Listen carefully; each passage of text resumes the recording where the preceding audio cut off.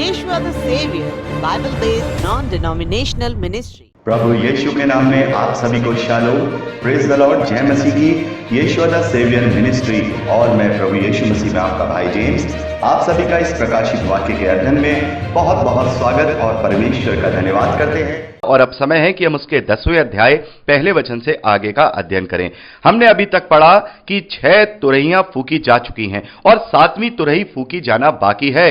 और जैसा मैंने आपको बताया, 6ठी तुरही से लेकर के जो 7वीं तुरही फूकी जाएगी उसके बीच में एक टाइम पीरियड का गैप आएगा, यानी कि एक समय काल होगा जिसका पीरियड 3.5 साल का होगा। यहां 10वें अध्याय पहले वचन में लिखा है, फिर मैंने एक शक्तिशाली स्वर्गदूत को बादल ओढ़े हुए स्वर्ग से उतरते देखा।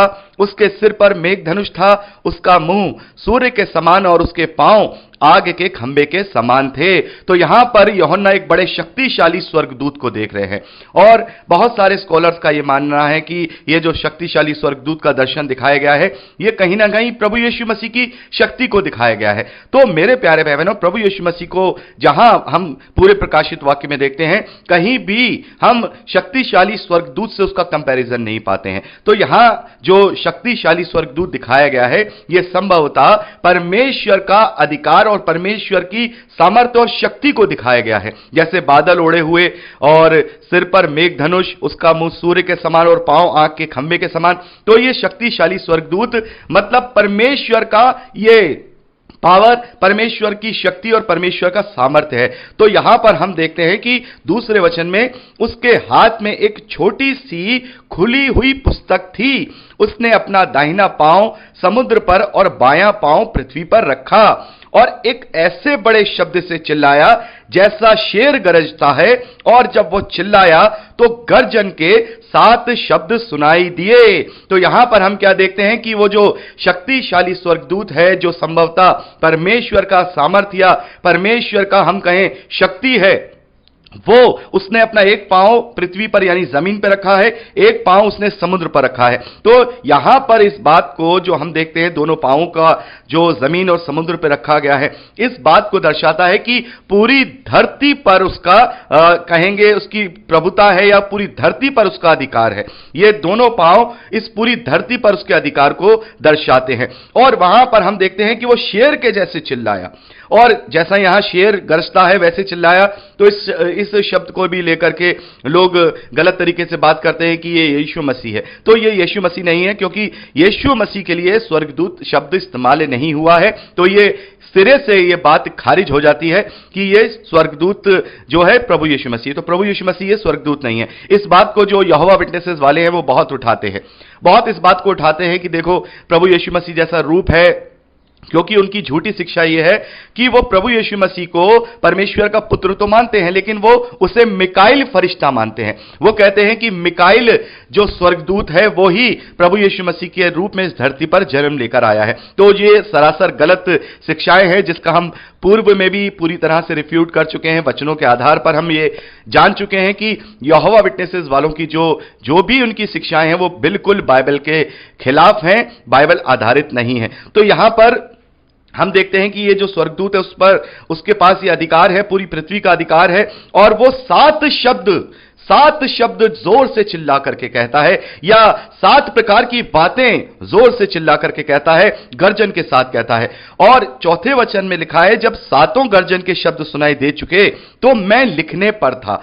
यूहन्ना यहां पर बात लिख रहे हैं कि उन 7 शब्दों को सुनकर मैं उन्हें पुस्तक में लिखने पर था, मैं उन्हें लिखने जा रहा था, पर मैंने स्वर्ग से ये शब्द सुना, जो बातें गर्जन के उन 7 शब्दों से तूने सुनी है उन्हें गुप्त रख, मत लिख। तो मेरे प्यारे भाई बहनों, यहां पर हम क्या देख रहे हैं कि जो दर्शन 2000 साल पहले यूहन्ना को दिया गया, तो कुछ और भी बातें वहां यूहन्ना को बताई गई, कुछ ऐसी बातें बताई गई जिनका भविष्य में या अंत के दिनों में या फिर जो छठी तुरही को खोले जाने के बाद का जो समय होगा या 7वीं मोहर को खोले जाने का समय होगा, तब रिवील की जाएंगी। यानी कि ये वो बातें हैं यूहन्ना को बताई तो गई, लेकिन यूहन्ना से ये मना कर दिया गया कि इन्हें अभी पुस्तक में मत लिख। यानी कि इनमें कुछ ऐसी बातें हैं जो बातें अभी उन मनुष्यों को या उसके बाद के मसीही विश्वासियों को जानना जरूरी नहीं है, या वो परमेश्वर उन्हें चाहते नहीं थे कि वो जाने। और परमेश्वर ये चाहते थे कि ये बातें अंत के दिनों में रिवील की जाए, अंत के दिनों में बताया जाए। तो यहां पर हम देखते हैं कि परमेश्वर जो बातें गुप्त रखना चाहते हैं, परमेश्वर जो बातें मनुष्यों से बताना नहीं चाहते, तो परमेश्वर उन्हें फिर वो दर्ज भी नहीं कराते हैं। तो जैसा कि बहुत सारे ऐसे जो प्रभु के दास हैं, सेवक हैं, स्कॉलर्स हैं, वो बड़ी बड़ी बातें करते हैं कि बाइबल एक बहुत बड़ा भेद है, बाइबल भेद है, बाइबल में जो बातें लिखी हैं वो भेद के रूप में लिखी हैं। तो मेरे प्यारे भाई बहनों, जैसा कि हम हर बार इस बात का दावा करते हैं कि बाइबल भेद नहीं है, बाइबल को समझने के लिए केवल पवित्र आत्मा की समझ चाहिए। क्योंकि यदि बाइबल भेद होता या परमेश्वर ये नहीं चाहता कि वो लोगों तक पहुंचे, तो वो लिखवाता ही नहीं। जैसे यहां पर ये 7 गर्जन के जो शब्द हैं, परमेश्वर नहीं चाहता है कि वो मनुष्य तक पहुंचे। वो यूहन्ना को सुनाई तो दिए, लेकिन यहां पर कहा गया उसे मत लिख। तो जो जो बातें इस पवित्र शास्त्र में लिखी गई हैं, वो बातें भेद नहीं है। वो बातें उनके लिए भेद हैं जिन्होंने अपने कानों को बंद किया हुआ है, जिन्होंने अपने मन को मोटा किया हुआ है, जो लोग पवित्र आत्मा की अधीनता में नहीं है। और जो लोग पवित्र आत्मा की अधीनता में चलते हैं, उनके लिए सारे भेद उजागर हो जाते हैं, जैसा कि पौलुस भी हमें कहता है। और प्रभु यीशु मसीह भी हमसे कहते हैं कि तुम्हें स्वर्ग के भेद समझने की समझ दी गई है। तुम्हें पवित्र आत्मा ऐसा दिया गया है कि वो तुम्हें सारे पवित्र शास्त्र के भेद या सारी बातें खोल करके बता सकता है। तो यहां पर इस बात से यह साबित होता है कि पवित्र शास्त्र में कोई भी ऐसी बात नहीं है जो परमेश्वर नहीं चाहते हैं कि मनुष्य तक पहुंचे। वो सारी बातें मनुष्य तक वो पहुंचाना चाहते हैं, इसीलिए उन्हें दर्ज किया गया। और बहुत सारी बातें ऐसी हैं जो परमेश्वर नहीं चाहते हैं मनुष्य तक पहुंचे, वो उन्हें लिखने के लिए यहां साफ तौर पे मना कर दिया गया। तो कुछ ऐसी बातें हैं जो भविष्य में बताई जाएंगी, उन्हें लिखने के लिए यहां पर हम देखते हैं यूहन्ना को मना कर दिया गया है। आगे 5वें वचन में लिखा है, जिस स्वर्गदूत को मैंने समुद्र और पृथ्वी पर खड़े देखा था, उसने अपना दाहिना हाथ स्वर्ग की ओर उठाया, और जो युगानुयुग जीवता है, और जिसने स्वर्ग की और उसमें जो कुछ उसमें है, उस पृथ्वी की और जो कुछ उस पर है, और समुद्र की और जो कुछ उसमें है सृजा, उसकी शपथ खाकर कहा। तो हम यहां क्या देख रहे हैं 6ठे वचन में कि वो जो स्वर्गदूत है वो शपथ खा रहा है। किसकी शपथ खा रहा है? जो युगानुयुग जीवता है। स्वर्ग की और उसमें सब कुछ की, पृथ्वी और उसमें सब कुछ की, समुद्र और उसमें सब कुछ की, सभी की वो शपथ खा रहा है। तो यहां देखने वाली बात यह है कि वो युगानुयुग जीवते की भी शपथ खा रहा है। तो इससे भी यहां पर यह बात साबित होती है कि यह जो शक्तिशाली स्वर्गदूत है, यह प्रभु यीशु मसीह नहीं है, क्योंकि यहां पर वो युगानुयुग जीवते यानी प्रभु यीशु मसीह की शपथ खा रहा है। तो प्रभु यीशु मसीह अपनी स्वयं की शपथ नहीं खाएगा, और ना ही परमेश्वर को किसी प्रकार से शपथ खाने की जरूरत है। तो यहां पर हम देखते हैं वो कहता है शपथ खाकर, अब तो और देर ना होगी, अब और देर ना होगी, न्याय में और देर ना होगी, शैतान को उसके अंजाम तक पहुंचाने में और देर ना होगी। अब उनका प्रतिफल जो उन्हें देना है उसे देने में अब और देर ना होगी, क्योंकि अब यहां से महाक्लेश का समय शुरू हो गया है। यानी छठी तुरही फूकने के बाद से ही 3.5 साल का पहला ट्रिब्यूलेशन पीरियड, जो हम देखते हैं महाक्लेश का जो 7 साल का पीरियड है, उसका पहला भाग 3.5 साल का यहां से शुरू हो जाता है। अब और देर ना होगी, और यह 7 साल का जो पीरियड है उसके तुरंत बाद ही, अभी हम आगे अध्ययन करेंगे, प्रभु यीशु मसीह का द्वितीय आगमन होगा, और उसके बाद से ही 1000 साल का राज्य जो प्रभु यीशु मसीह इस धरती पर अपने लोगों के साथ करेंगे वो होना शुरू हो जाएगा। तो यहां से छठी तुरही को फूके जाने के बाद जो चिन्ह यहां दिखाया गया, जो 1/3 जो मनुष्य है उन्हें मार दिया गया, उसके बाद से केवल अब 7 या 8 साल का ही समय बचेगा। और इसीलिए यहां पर यह कहा गया कि अब देर ना होगी, अब तो और देर ना होगी, बस अब इसके बाद कोई समय नहीं दिया जाएगा। आगे 7वें वचन में लिखा है, वरन सातवें स्वर्गदूत की तुरही फूकने पर होने वाले शब्द के दिनों में परमेश्वर का गुप्त मनोरथ उस सुसमाचार के अनुसार जो उसने अपने दास भविष्यवक्ताओं को दिया पूरा होगा। तो यहां 7वें वचन में हम देखते हैं कि जब 7वीं तुरही फूके जाने का जो समय होगा, जो कि अब चल रहा है, क्योंकि अब 7वीं तुरही जल्द फूकी जाने वाली है, तो इन दिनों में ही परमेश्वर इन भेदों को जो यहां यूहन्ना को लिखने के लिए मना कर दिया गया था, अपने दास भविष्यवक्ताओं के द्वारा रिवील कराएगा। वो बातें जो आज तक मनुष्यों से छुपी हुई थी, वो बातें रिवील कराएगा। और ये कौन रिवील करेगा? अभी हम आगे 11वें अध्याय में पढ़ेंगे। जो 2 गवाह होंगे, जो 2 भविष्यवक्ता हैं, और वो कौन हो सकते हैं इसके विषय में भी हम बात करेंगे। वो रिवील करेंगे, वो परमेश्वर की गवाही देंगे उन सारे भेदों को जो यहां पर छुपाया गया है। ये सारे भेदों को वहां पर रिवील कराया जाएगा। बहुत सारी ऐसी बातें रिवील कराई जाएंगी, बहुत सारी ऐसी बातें जो मनुष्यों ने कभी नहीं सुनी थी, नई तरीके से उन्हें समझाई जाएंगी। और ये कब होगा?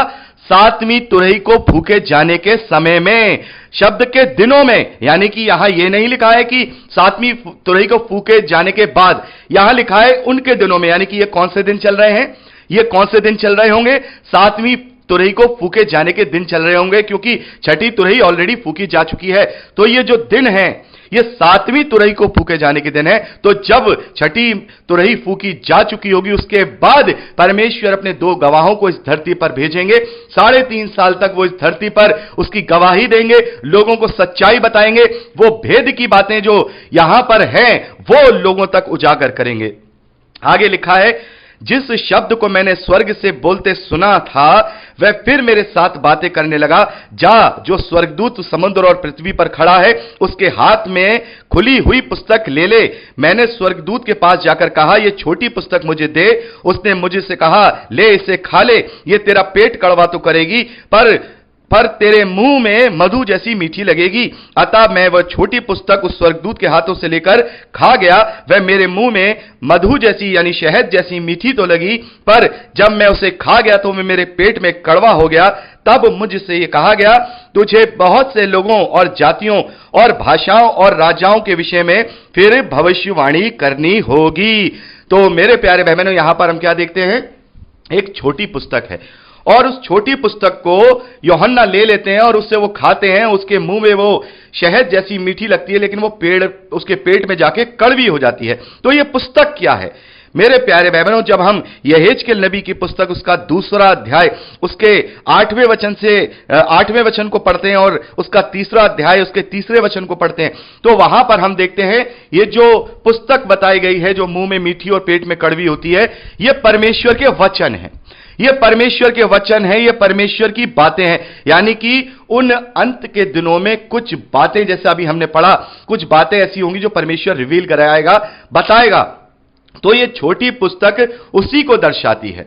और यहां हम देखते हैं हमारे पास पवित्र शास्त्र है, लेकिन ये छोटी पुस्तक उन भेद की बातों को दर्शाती है जो उस समय दी जाएंगी। और यहां जैसे यूहन्ना से कहा जा रहा है कि तुझे और भी जातियों और भाषाओं और राजाओं के विषय में फिर भविष्यवाणी करनी होगी। तो इसका मतलब यह है कि अंत के दिनों में जो 2 भविष्यवक्ता आएंगे, अभी हम 11वें अध्याय में उनके विषय में पढ़ेंगे, जो 3.5 साल तक गवाही देंगे, उनके द्वारा ये सारी बातें बताई जाएंगी। छोटी पुस्तक का मतलब एक नई बात जो इस पवित्र शास्त्र में नहीं लिखी गई है, वो सारी भेद की बातें बताई जाएंगी। अंत के दिनों में सारी बातें खोली जाएंगी, लोगों को समझाया जाएगा। बहुत सारे ऐसी बातें हैं जो लोग समझ नहीं पाते हैं, खोल करके उन्हें बता दी जाएंगी, खोल करके उन्हें समझा दी जाएंगी। तो ये अंत के दिन होंगे। तो मेरे प्यारे भाई बहनों, इस 10वें अध्याय को लेकर एक कल्ट है जो डॉक्टर विलियम ब्रैनहम को मानने वाले हैं, जो कि सरपेंट सीड के लिए विषय में जो जाने जाते हैं। उनका मानना है कि जो उनके अगुए हैं डॉक्टर ब्रैनहम, वो एलिया हैं और उनके द्वारा वो बातें रिवील हो चुकी हैं। लेकिन यहां पर क्या लिखा है? 7वें स्वर्गदूत के शब्द के दिनों में। तो अभी जो 7वें स्वर्गदूत की जो तुरही के शब्द के दिनों में ये होना है, तो अभी तक तो 7वीं तुरही फूकी नहीं गई है, क्योंकि ना ही तो हमने अभी तक 1/3 विपत्ति इस धरती पर देखी है, और ना ही हमने इस प्रकार की कोई पीड़ा देखी है, और ना ही हमने इस प्रकार से 1/3 मनुष्यों को इस धरती पर मरते हुए देखा है। तो वो खैर उनकी बातें सब झूठी थी, और अभी ये होनी बाकी है, और जब ये होंगी तो लोगों को समझ में आ जाएगा। पवित्र आत्मा उन्हें निरुत्तर करेगा और बताएगा कि ये सारी चीजें परमेश्वर की ओर से हैं, और वो जो बातें बताएंगे वो ऐसे ही नहीं बताएंगे मेरे प्यारे भाई बहनों, वो चिन्ह के साथ बताएंगे। उन दो गवाहों को ये चिन्ह दिए जाएंगे, उनके पास अधिकार होंगे, उनके पास शक्तियां होंगी ताकि लोग उन पर विश्वास कर सके। तो ये बातें हम 11वें अध्याय में पढ़ते हैं। तो यहां पर एक ओवरऑल तरीके से एक भूमिका को हम देखते हैं कि छोटी पुस्तक और नई बहुत सारी ऐसी गुप्त बातों को रिवील किया जाना, ये 10वें अध्याय में हम देखते हैं। और असलियत में जो उसके बाद जो शुरू होने वाला है, छठी तुरही को फूंकने के बाद वो दौर 3.5 साल का दौर शुरू होने वाला है, उसके विषय में हम विस्तार से 11वें अध्याय में पढ़ते हैं, जहां पर हम उन दो गवाहों के विषय में अध्ययन करेंगे।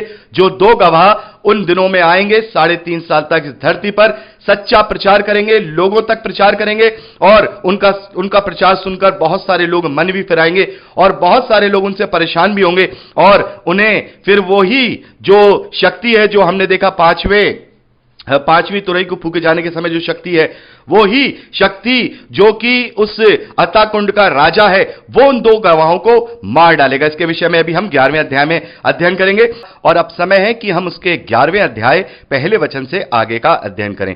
पहले वचन से लेकर 3रे वचन तक लिखा है, फिर मुझे नापने के लिए एक सरकंडा दिया गया, और किसी ने कहा, उठ, परमेश्वर के मंदिर और वेदी और उसमें उपासना करने वालों को नाप ले, पर मंदिर के बाहर का आंगन छोड़ दे, उसे मत नाप, क्योंकि वह अन्य जातियों को दिया गया है और वे पवित्र नगर को 42 महीने तक रौंदेंगे। मैं अपने दो गवाहों को यह अधिकार दूंगा कि काट ओढ़े हुए 1260 दिन तक भविष्यवाणी करें। तो मेरे प्यारे भाई बहनों, यहां पर यूहन्ना को दर्शन मिल रहा है कि उसे एक नापने का सरकंडा दिया गया है। नापने का सरकंडा क्या है मेरे प्यारे भाई बहनों? जैसे जमीन नापने के लिए हम जो इंची टेप का यूज करते हैं और उसका मेजरमेंट करने के लिए जो यूज करते हैं, वैसे ही उस समय में जो एक सरकंडा हुआ करता था नापने का, जो 1 गज का या 1 मीटर का हुआ करता था, उससे जमीन को या किसी बिल्डिंग के पैमाइश को नापा जाता था। तो यहां पर हम क्या देख रहे हैं? उसको किसी जगह का पैमाइश करने के लिए कहा जा रहा है, किसी जगह की मेजरमेंट करने के लिए कहा जा रहा है, और वो क्या जगह है? परमेश्वर का मंदिर, वेदी और उसमें उपासना करने वालों को नाप ले। यानी कि यह सीधा इशारा यरूशलेम में जो मंदिर है उसकी तरफ है, जो यरूशलेम में मंदिर जो प्रभु यीशु मसीह के समय में ढा दिया गया था। प्रभु यीशु मसीह के बाद 70 एडी में उसके पत्थर पे पत्थर बाकी ना रहा, उसे पूरा ढा दिया गया था, और उस दिन से लेकर आज तक कभी मंदिर का तीसरी बार निर्माण कार्य नहीं हो सका है। जैसा कि आप में से बहुत सारे भाई बहन जानते होंगे कि जो इजराइल और फिलिस्तीन का जो झगड़ा है वो उस वक्त उस जगह को लेकर के ही है। और आप में से बहुत सारे भाई बहन जानते भी होंगे कि कुछ हिस्सा ये जो है इजराइल के पास है, और ज्यादातर हिस्सा जो मंदिर का है वो हिस्सा हम देखेंगे जो फिलिस्तीन है उसके पास है। और वहां पर हम देखते हैं कि वहां पर उनका एक मस्जिद का निर्माण भी है, जो कि हम देखते हैं 683 एडी के लगभग जो इस्लामिक खलीफा है उमाया डेस्टिनी के, उनके द्वारा वहां पर स्थापित किया गया था। उसे वो मस्जिद अक्सा कहते हैं, जिसे इंग्लिश में टॉम ऑफ द रॉक भी कहते हैं, डॉम ऑफ द रॉक, माफ कीजिएगा, डॉम ऑफ द रॉक भी कहते हैं। तो ये वहां पर बना हुआ है, और उनके पास केवल एक वेस्टर्न वॉल है। इजरायलियों के पास केवल एक वेस्टर्न वॉल बची हुई है, एक खंडर सा एक दीवार है, जिसमें से आप में से बहुत सारे भाई बहन जानते भी होंगे। आप गूगल में सर्च कर सकते हैं वेस्टर्न वॉल ऑफ टेंपल, तो आप वहां देखेंगे एक बड़ी सी मोटी सी दीवार है। केवल अब यहूदी उससे क्या करते हैं? उसे छू करके ही वहां खड़े होकर की प्रार्थना और अपना सारा काम वहां पर इबादत वगैरह का करते हैं।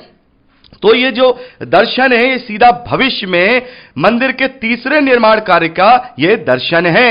यानी कि मंदिर का तीसरी बार निर्माण कार्य शुरू होगा, लेकिन वो निर्माण कार्य पूरा नहीं हो पाएगा, हम इस बात को जानते हैं।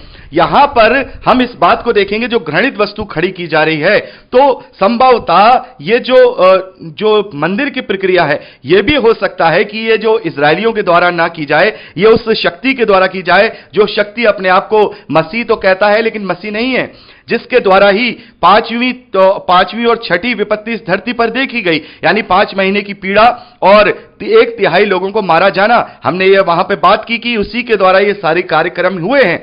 तो इट मे बी पॉसिबल कि मंदिर का तीसरा निर्माण कार्य ना शुरू हो, बल्कि ये ऐसी ताकत इजरायलियों से लड़े और बहुत बड़ा युद्ध हो, जिसमें हम देखेंगे कि मंदिर का जो आंगन है वो छोड़ दिया जाएगा और मंदिर का अंदर का हिस्सा जो है इजरायलियों के पास रह जाएगा। तो इट मे बी पॉसिबल, और हो सकता है कि यहीं पर जो एंटी क्राइस्ट होगा, जो आगे आने वाले समय में, अभी आया नहीं है, अभी आगे आने वाले समय में। तो जब वो एंटी क्राइस्ट आएगा, जो सातवीं मोहर को खोले जाने सातवीं तुरही को खोले जाने के बाद आएगा, वो वहां पर घृणित वस्तु को खड़ा करेगा और वो वहां पर अपने मत की ही चीज को खड़ा करेगा या अपना हेडक्वार्टर बनाएगा या अपनी कोई चीज ऐसी करेगा। तो ये इस चीज की प्रक्रिया की शुरुआत होगी, यानी अभी ये शुरुआत हो रही है। ये जो दो गवाहों के आने का जो समय है, ये वहां से शुरुआत होगी। तो इससे हम दो बातों से जोड़ सकते हैं, मंदिर के तीसरी बार निर्माण कार्य के लिए भी, और जो मसीह विरोधी है, जो इस पर घृणित वस्तु खड़ी करेगा, उसके विषय में भी हम बात करते हैं। क्योंकि हम जब दानियेल नबी की पुस्तक पढ़ते हैं तो वहां हम 3 बार घृणित वस्तु के विषय में पढ़ते हैं। एक बार हम देखते हैं प्रभु यीशु मसीह से पहले घृणित वस्तु खड़ी की जा चुकी है मंदिर के ऊपर, और दूसरी बार हम देखते हैं ये डोम ऑफ द रॉक है, ये खड़ा किया जा चुका है। अब तीसरी बार भी मसीह विरोधी के द्वारा खड़ा किया जाएगा, यानी कि मंदिर को अपवित्र किया जाएगा। तो यहां पर हम देखते हैं कि एक बहुत बड़े युद्ध को, एक बहुत बड़े कब्जे वाली बात को दिखाया जा रहा है, और ऐसा होगा कि ये उस संस्था के पास या फिर उस झूठे मसीह के पास ये जगह पहुंचेगी। ये जो मंदिर का जो आंगन है वो उनके पास पहुंचेगा, और इजरायली अपने भीतरी वाले एरिया को बचाने में कामयाब हो जाएंगे। तो ये जो पूरा काम चलेगा, ये जो पूरा कार्य होगा, इसका जो केंद्र रहेगा अब यरूशलेम हो जाएगा, इजराइल हो जाएगा। क्योंकि इजराइल में ही ये 2 गवाह आएंगे, इजराइल में ही ये 2 गवाह आएंगे, और इजराइल में ही इनको मारा जाएगा। तो संभवतः इजराइल के पास जो उसकी भूमि है, उसमें से भी कुछ हिस्सा, वो जो शक्ति है, वो अपने ऊपर ले ले। तो बहुत सारे स्कॉलर, जैसा कि मैं आपको पहले भी बता चुका हूं, वो लोग इस्लाम से इसको जोड़ते हैं, लेकिन इस्लाम से जोड़ करके सारी कड़ियां नहीं जुड़ेंगी, क्योंकि इस्लाम में से कोई मसीह विरोधी नहीं उठेगा।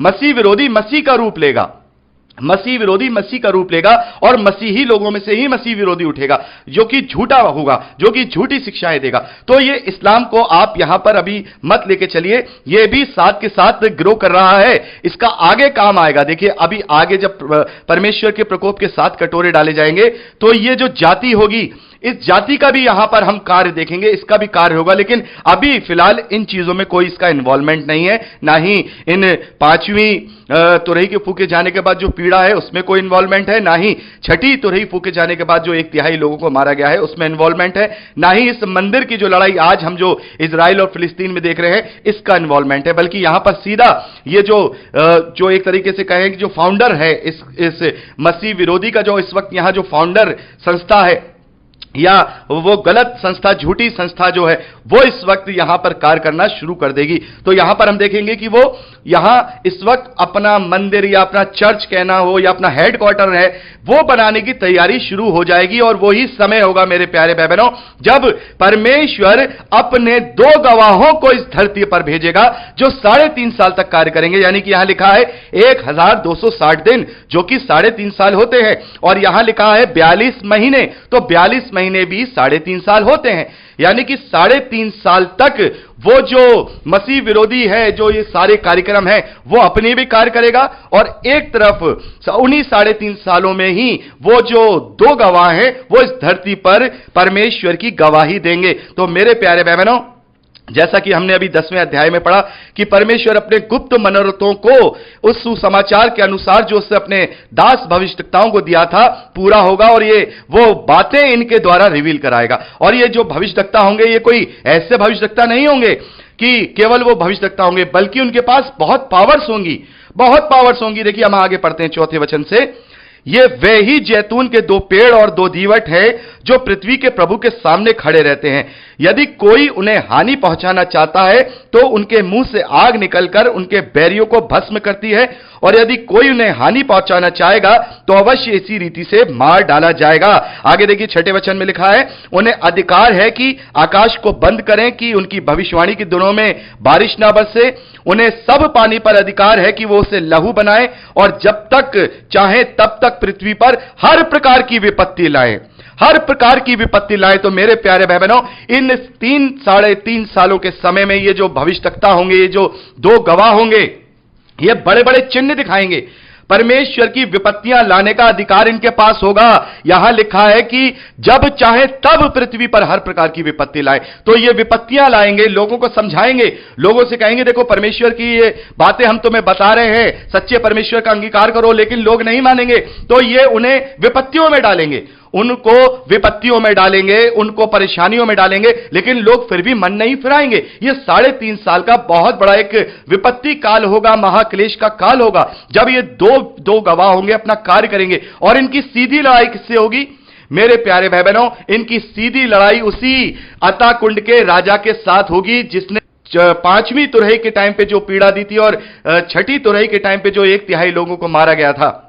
वहां पर जो इस राजा ने, इस तानाशाह ने जो कार्य किया, तो जो किसी झूठी मसीही संस्था का अगुवा है, उसने जो कार्य किया है, उसकी लड़ाई सीधी इनसे होगी। यानी कि जो ज्यादातर जो मसीह विश्वासी होंगे, जो झूठे मसीह विश्वासी होंगे, वो संस्था की तरफ होंगे, उस संस्था की तरफ होंगे, और कुछ ही चंद मसीह विश्वासी जो सच्चे लोग होंगे, वो इन 2 गवाहों पर विश्वास करेंगे। तो सीधी लड़ाई उनमें 3.5 साल तक चलेगी।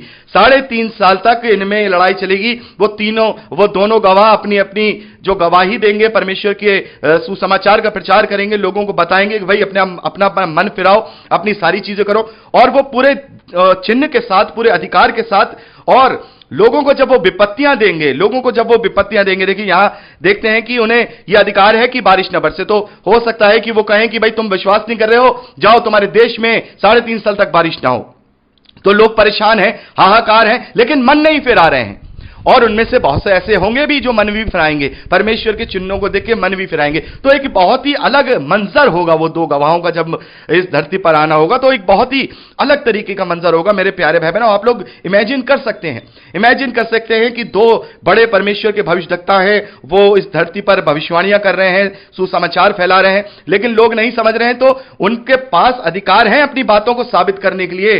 कहीं बारिश नहीं हो रही है, कहीं पानी लहू बन जा रहा है, और हर प्रकार की विपत्ति लाएं। उनके पास इस बात का अधिकार है कि वो हर प्रकार की विपत्ति लाएं। तो मेरे प्यारे भाई बहनों, अब सवाल ये उठता है कि ये 2 गवाह कौन होंगे? ये कौन हैं जो परमेश्वर के सामने, जो जैतून के पेड़ हैं, यहां 4थे वचन में हम देखते हैं, ये 2 दीवट है। ये कौन है? ये कोई स्पेशल है? आखिर ये 2 भविष्यद्वक्ता कौन हो सकते हैं? तो मेरे प्यारे भाई बहनों, इसके विषय में मैंने बहुत ही विस्तार से एक संदेश बनाया है, और यहां पर मैं आपको उसे डिफाइन नहीं करूंगा क्योंकि बहुत अच्छे से मैंने वहां डिफाइन किया है। तो उसका लिंक मैं आपको इस संदेश के नीचे जरूर दूंगा, और उसे आप जरूर देखिएगा। और आशा करता हूं पहले के लिंक भी आपने देखे होंगे, आप अच्छे से समझने पाएंगे कि ये जो 2 भविष्यद्वक्ता हैं, ये कौन हो सकते हैं। ओवरऑल तरीके से मैं आपको बताना चाहता हूं, ये जो 2 भविष्यद्वक्ता हैं, ये 2 भविष्यद्वक्ता, इनमें से एक एलिया और इनमें से एक मूसा होंगे। और बहुत सारे लोगों का मानना यह है कि एलिया और हनोक होंगे, लेकिन ज्यादातर जो हम यहां पे चिन्ह देख रहे हैं, उससे हमें यहां पता चलता है कि वो मूसा और एलिया होंगे। तो मेरे प्यारे भाई बहनों, यहां पर हमने देखा कि ये जो 2 गवाह होंगे, इस प्रकार से भविष्यवाणियां करेंगे पूरी ताकत और शक्ति के साथ। और ये कौन हो सकते हैं, कैसे ये मूसा और एलिया हो सकते हैं, इसके विषय में मैंने आपको एक लिंक प्रोवाइड कराया है, उसे आप जरूर देखिएगा, आपको पता चल जाएगा। तो हम बात कर रहे थे कि इन 2 गवाहों की और उस शक्ति की, जो तानाशाह है, जो अताकुंड का राजा है, उनकी आपस में युद्ध रहेगा, आपस में लड़ाई रहेगी। देखिए 7वें वचन में हम देखते हैं, जब वह अपनी गवाही दे चुके होंगे, यानी कि जो 2 गवाह अपने 3.5 साल तक का जो कार्य कर चुके होंगे, तो वहां लिखा है, तो वह पशु जो अताकुंड में से निकलेगा, उनसे लड़कर उन्हें जीतेगा और मार डालेगा। यानी कि 3.5 साल का संघर्ष चलेगा। 3.5 साल तक वो जो अताकुंड का राजा है, जिसने 5वीं मोहर और 6ठी मोहर में जो पीड़ा दी और धरती के 1/3 लोगों को मरवा दिया, वो जो शक्ति होगी, वो जो अगवा होगा, इनसे लगातार 3.5 साल तक लड़ेगा। और अतः जब 3.5 साल का समय पूरा हो जाएगा, जो परमेश्वर ने ठहराया है, तब वो अताकुंड का राजा, जिसे हम 8वें अध्याय में पढ़ते, 9वें अध्याय में पढ़ते हैं, 11वें वचन में, अताकुंड का दूत उन पर राजा था, उसका नाम इब्रानी में अब्दोन, यूनानी में अपुल्लुयोन था, जिसका मतलब विनाशक होता है। तो ये इनसे लड़कर उन पर विजयी होगा और उन्हें मार डालेगा। यानी कि वो 2 गवाह मार डाले जाएंगे। आगे देखिए लिखा है, उनके शव उस बड़े नगर के चौक में पड़े रहेंगे, जो आत्मिक रूप से सदोम और मिस्र कहलाता है, जहां उनका प्रभु भी क्रूस पर चढ़ाया गया था। तो ये कौन सा शहर होगा? साफ तौर पे हमें पता लगता है कि ये यरूशलेम का शहर होगा, और इजराइल के ऊपर प्रभुता करने के लिए ही ये जो संस्था का अगुवा है, ये इस प्रकार से वहां पर जद्दोजहद करेगा। और कुछ हिस्सा यरूशलेम का और कुछ हिस्सा मंदिर का भी अपने कब्जे में ले चुका होगा। और ये दो गवाह भी इजराइल और इजराइल के आसपास ही जन्म लेंगे, या हम कहेंगे भेजे जाएंगे। हम तो ये नहीं कह सकते कि ये जन्म लेंगे या भेजे जाएंगे, क्योंकि अगर ये मूसा और एलिया है तो जन्म तो नहीं लेंगे, लेकिन ये भेजे जाएंगे, ये भेजे जाएंगे। और जैसा कि अब हम यहां देखते हैं कि उनके शव उस बड़े नगर के चौक पे पड़े रहेंगे जो आत्मिक रूप से सदोम और मिस्र कहलाता है, जहां उनका प्रभु भी क्रूस पर चढ़ाया गया था। सब लोगों और कुलों और भाषाओं और जातियों के लोग उनके शवों को 3.5 दिन तक देखते रहेंगे और उनके शवों को कब्रों में रखने ना देंगे। पृथ्वी के रहने वाले उनके मरने से आनंदित और मगन होंगे और एक दूसरे के पास भेंटें भेजेंगे, क्योंकि इन दोनों भविष्यवक्ताओं ने पृथ्वी के रहने वालों को सताया था। तो मेरे प्यारे भाई बहन, हम क्या देखते हैं कि ज्यादातर लोग उस जो तानाशाह की तरफ होंगे, वो लोग इनकी बुराई करेंगे, बड़े खुश हो जाएंगे इनको मारे जाने से। जो लोग अविश्वासी होंगे, जो लोग गलत कल्ट के पीछे चलने वाले होंगे, वो लोग बड़े खुश होंगे। यहां पर हम देख रहे हैं वो एक दूसरों को भेंटें देंगे, बड़े सेलिब्रेशंस होने शुरू हो जाएंगे कि देखो इन लोगों ने जो परेशान कर रखा था हमें, इन लोगों ने जो टेंशन दे रखी थी, अब हम इन पे जीत पा गए हैं, हमारे अगुवे ने इन्हें मार दिया है। बड़ी खुशियां मनाएंगे वो लोग, बड़ी खुशियां मनाएंगे। और उसकी खुशी कैसे मनाएंगे? वो उन्हें कब्रों में नहीं जाने देंगे। उनके शवों को 3.5 दिन तक, यहां पर लिखा हुआ है, उनके शवों को 3.5 दिन तक देखते रहेंगे, उनको देख देख के खुशियां मनाएंगे, सेलिब्रेशन करेंगे, अपनी जीत का सेलिब्रेशन करेंगे। तो मेरे प्यारे भाई बहनों, यहां पर हम देखते हैं कि पूरी दुनिया उनके शवों को देखेगी। तो ये कैसे देखेगी? हम जानते हैं कि आज भी जो मीडिया है वो कितनी शक्तिशाली है, और उस समय में भी मीडिया शक्तिशाली होगी। तो पूरी दुनिया जो इनसे परेशान थी, इनके जो विपत्तियों के कारण, इनकी बातों के कारण जो परेशान थी, वो बड़ी खुश हो जाएगी। पूरी दुनिया में खुशी की लहर छा जाएगी कि अब ये दोनों मर गए हैं, इन्हें हमने दोनों को मार दिया है। तो सारी मीडिया जो है इनकी कवरिंग करेगी, उन सेलिब्रेशंस की कवरिंग करेगी, उनके शवों की कवरिंग करेगी, और लोग अपने घर बैठे टीवी पर उनके शवों को देखेंगे। तो यह बात यहां पूरी होती है कि पूरी दुनिया उनके शवों को देखेगी। 3.5 साल तक जो परमेश्वर के वो जो अभिषिक्त दास हैं, भविष्यवक्ता हैं, और वो जो शैतान के द्वारा उभारा गया झूठी संस्था का जो अगवा है, उनके बीच में बहुत ही जद्दोजहद, युद्ध जैसी स्थिति रहेगी। पूरी दुनिया को वो विपत्तियों के कारण सताएंगे लोगों को। अब वो जो प्रचार करेंगे वो ऐसा नहीं करेंगे कि घर घर जाकर के प्रचार कर रहे हैं दीनता के साथ, नहीं, बड़े ही शक्तियों के साथ, बड़े चिन्हों के साथ, विपत्तियों के साथ वो लोग उन तक प्रचार करेंगे। क्योंकि अब जो वो भेद की बातें लेकर के आए हैं, जैसा कि हमने देखा 10वें अध्याय में कि भेद की बातें जो यूहन्ना को बताई गई थी, लेकिन उसको मना कर दिया गया था कि तुम मत लिखो, अंत के दिनों में इन्हें रिवील किया जाएगा। कि जब वो नई नई बातें लोगों को बताएंगे तो लोग उनकी बातों पर विश्वास नहीं करेंगे। जैसे अगर आपको कोई बात ऐसी बताऊं, परमेश्वर मुझे भेद दे और मैं आप लोगों को बताऊं, तो आप मेरी बातों पर विश्वास नहीं करेंगे, वरन आप मेरा बिल्कुल मजाक बनाएंगे। लेकिन यदि मैं परमेश्वर के चिन्ह के साथ आपको बताऊंगा तो बहुत सारे लोग विश्वास करेंगे। तो इसी कारण से इन्हें सारे अधिकार भी दिए गए, इन्हें सारी ताकत और शक्ति भी दी गई, ताकि जब ये बातें, भेद की बातें बताएं, तो ये दुनिया इन बातों पर भरोसा कर पाए, विश्वास कर पाए कि हां, हो ना हो ये परमेश्वर की ओर से ही ये लोग हैं। तो यहां पर हम देखते हैं कि वो अतः कुंड का राजा उन पर प्रबल हुआ, उन पर विजय हुआ, उन्हें मार डाला गया। उनके शव चौक पे 3.5 दिन तक रखे रहे। लोग वहां पर जश्न मना रहे हैं, लोग एक दूसरे को भेंट दे रहे हैं, बड़ा सेलिब्रेशन हो रहा है। उनको लोग कब्रों में डालने नहीं दे रहे हैं कि नहीं, इन्हें कब्रों में मत डालो। बड़ा परेशान किया इन्होंने, हमें बड़ा परेशान किया। 3.5 साल तक इन्होंने हमारी बारिश नहीं होने दी, 3.5 साल तक हमें विपत्तियों में डाला। अब ये मर गए, हम सेलिब्रेट करेंगे, हम बड़े खुश होंगे। और वहां पर हम देखते हैं, ये लिखा है 11वें वचन से, परंतु 3.5 दिन के बाद परमेश्वर की ओर से जीवन का श्वास उनमें बैठ गया और वे अपने पांवों के बल खड़े हो गए और उनके देखने वालों पर बड़ा भय छा गया। तो मेरे प्यारे भाई बहनों, यहां पर हम क्या देखते हैं? यहां पर 3.5 दिन के बाद पूरी दुनिया, इस बात को आप नोट करके रखिए, इस बात को आप नोट करके रखिए। जैसे कि जो बड़ी घटना कोई दुनिया में होती तो पूरे टीवी चैनल्स में उसी की ही खबरें दी जाती हैं, बार बार उसी की खबरें दी जाती हैं।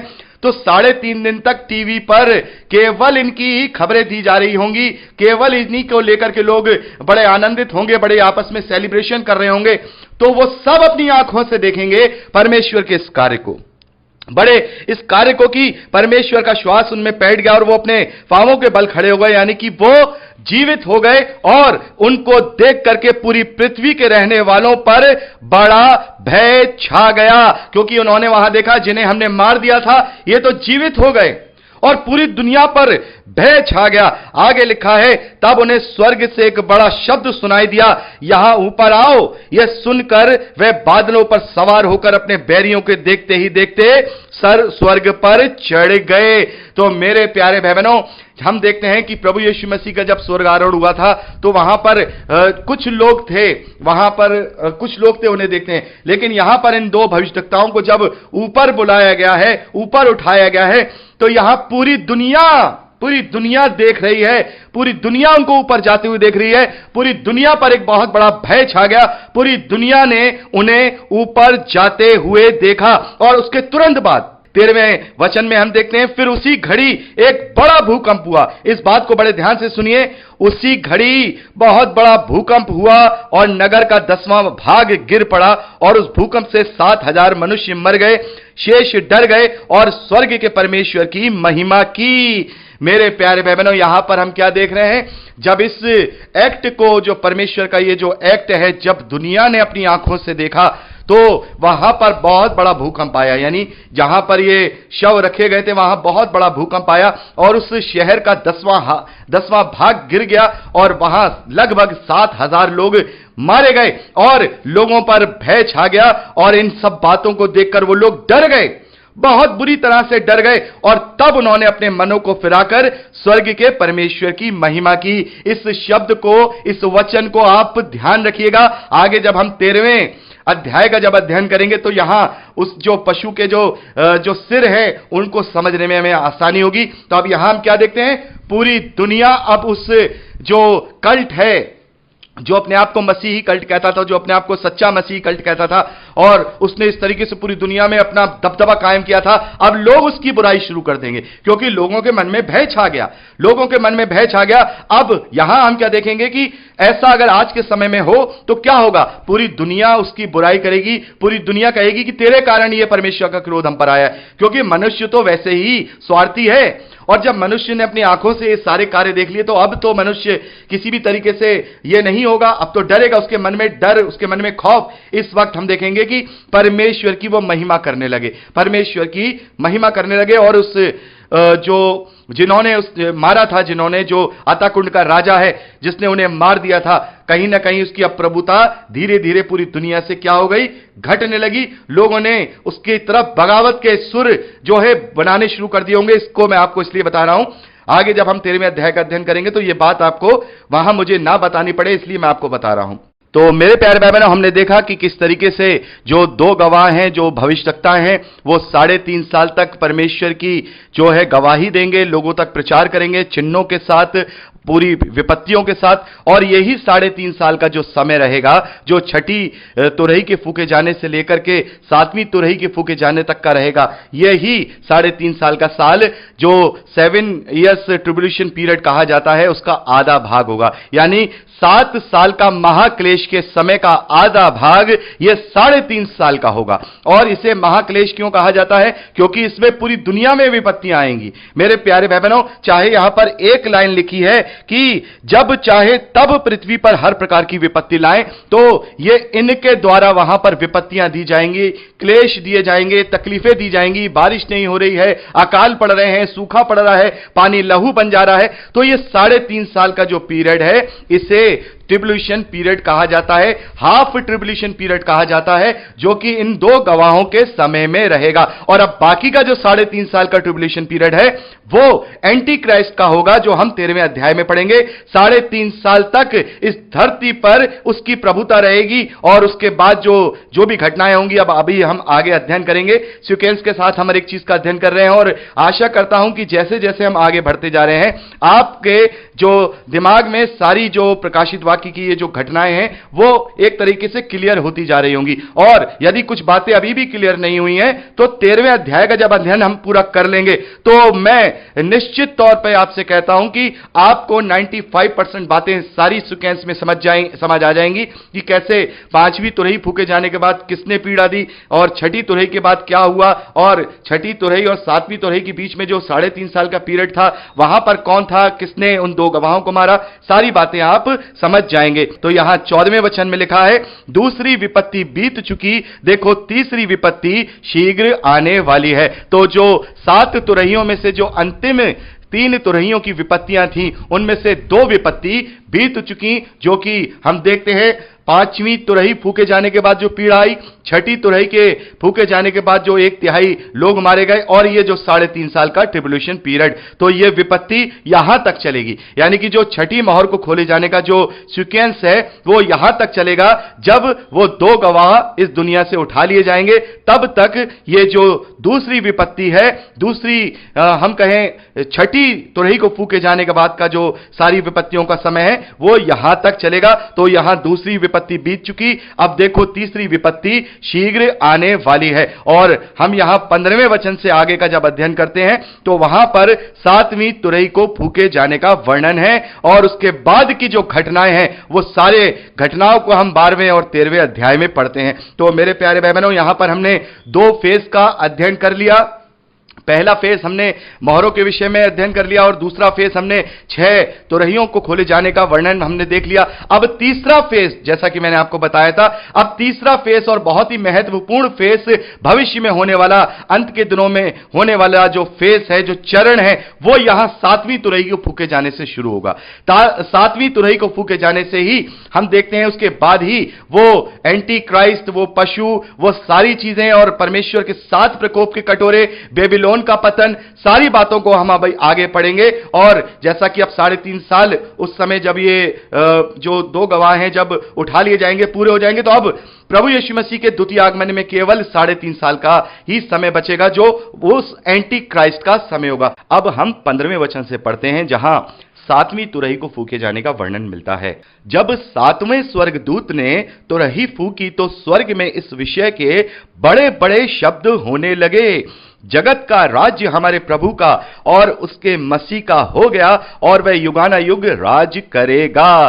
तो मेरे प्यारे बहनों, यहां पर हम देखते हैं जैसे ही अंतिम तुरही यानी 7वीं तुरही को फूका गया है, स्वर्ग में बड़े बड़े शब्द घोष होने लगे, बड़े बड़े नारे लगने लगे, बड़ा आनंद का वहां पर माहौल हो गया, जैसे मानो कि इस घड़ी का सब इंतजार कर रहे थे। जैसा कि हमने इस बात का भी अध्ययन किया कि यह सृष्टि भी परमेश्वर के पुत्रों के आने की बाट जो रही है। यानी कि ये जो शैतान है, इसने अपनी दुष्टता की आत्मिक सेनाओं के द्वारा इस धरती पर प्रभुता की, यहां पर इस सृष्टि को भी बिगाड़ा, मनुष्यों को तो बिगाड़ा ही बिगाड़ा, परमेश्वर के विरोध में किया, इस सृष्टि को भी जो शैतान है उसके द्वारा श्राप को झेलने पड़ा। तो यहां पर हम देखते हैं कि अब स्वर्ग में बड़ा आनंद है, बड़े जय घोष के वहां नारे लग रहे हैं, बड़ा ही वहां पर एक उल्लास का माहौल है, बड़े बड़ी आवाजें यहां यूहन्ना को सुनाई दे रही हैं, क्योंकि अब यह तीसरा और अंतिम चरण है, जबकि अब शैतान को उसके अंजाम तक पहुंचाया जाएगा और परमेश्वर का जो निजाम था, जो जैसा कि हम पढ़ चुके हैं 7000 साल का जो हमने देखा परमेश्वर की जो योजना थी, उसका जो अंतिम पड़ाव जो 1000 साल का राज्य है, जो परमेश्वर के लिए विश्राम का है और यीशु मसीह के लिए राज्य का है, उसके विषय में हम देखते हैं वो समय आ गया है। इसीलिए स्वर्ग में वहां पर बड़े जय घोष हो रहे हैं, बड़े ही वहां पर नारे लग रहे हैं, बड़े ही आनंद का माहौल है कि अब जगत का राज्य हमारे प्रभु का है। अब क्योंकि अभी तक नहीं था, अभी तक शैतान यहां प्रभुता कर रहा था और अब प्रभु का यहां पर राज्य होगा और मसीह का राज्य होगा और वो हमेशा युगानुयुग अब राज्य करता रहेगा। अब वहां कोई परमेश्वर का विरोधी नहीं होगा। 16वें वचन में हम देखते हैं, तब 24 प्राचीन जो परमेश्वर के सामने अपने अपने सिंहासनों पर बैठे थे, मुंह के बल गिरकर परमेश्वर को दंडवत करके ये कहने लगे। तो हम यहां देखते हैं कि जो 24 प्राचीन थे वो परमेश्वर के सामने दंडवत करते हैं और वो ये कहने लगते हैं, ये वो गाने लगते हैं। आगे हम पढ़ते हैं, हे सर्वशक्तिमान प्रभु परमेश्वर जो है और जो था, हम तेरा धन्यवाद करते हैं कि तूने अपनी बड़ी सामर्थ के कामों में लाकर राज्य किया, जातियों ने तूने क्रोध किया पर तेरा प्रकोप आ पड़ा और वह समय आ पहुंचा है कि मरे हुओं को न्याय किया जाए और तेरे दास भविष्यद्वक्ताओं और पवित्र लोगों को और उन छोटे बड़ों को जो तेरे नाम से डरते हैं बदला दिया जाए और पृथ्वी के बिगाड़ने वाले नष्ट किए जाए। तो यहां पर हम देखते हैं कि यहां इस बात की ये उद्घोषणा कर रहे हैं, इस बात का यहां पर वो बयान कर रहे हैं कि अब वो समय आ गया है, अब वो समय आ गया है कि परमेश्वर का विरोध करने वालों पर परमेश्वर का क्रोध आ पड़ेगा। अब वो समय आ गया है कि मरे हुओं का न्याय किया जाएगा। अब वो समय आ गया है कि जब जो दास हैं, जो भविष्यद्वक्ता हैं, जो पवित्र लोग हैं, जो प्रभु के लोग हैं, जिन्हें लोगों ने परेशान किया, उत्पादित किया, वध किया, उनका बदला दिया जाए और पृथ्वी के बिगाड़ने वाले को नष्ट किया जाए। यानी पृथ्वी को बिगाड़ने वाला कौन है? जैसा कि अभी हमने बात की, शैतान इस पृथ्वी को, इस सृष्टि को, इस धरती की हर एक चीज को बिगाड़ने वाला है और मनुष्यों को खास तौर पर उसने बिगाड़ा और मनुष्यों के द्वारा ही इस धरती को, इस पृथ्वी को हम बिगड़ा हुआ देखते हैं। मेरे प्यारे भाई बहनों, आज के आधुनिक युग में जब हम देखते हैं तो इस धरती का, इस सृष्टि का बहुत ही बिगड़ा हुआ रूप हम देख रहे हैं। जगह जगह पॉल्यूशन, जगह जगह जंगलों का काटा जाना, जगह जगह हर तरफ से परमेश्वर का विरोध का कार्य हम यहां मनुष्य के द्वारा देखते हैं और ये सब जो शैतान और उसकी दुष्टता की आत्मिक सेनाएं हैं उनके द्वारा मनुष्यों को भरमाए जाने के साथ हुआ है। तो यहां इस प्रकार की यहां हम देखते हैं कि अब ये अंतिम तुरही जब फूकी गई है तो अब ये अंतिम समय है, अंतिम चरण है कि अब सब कुछ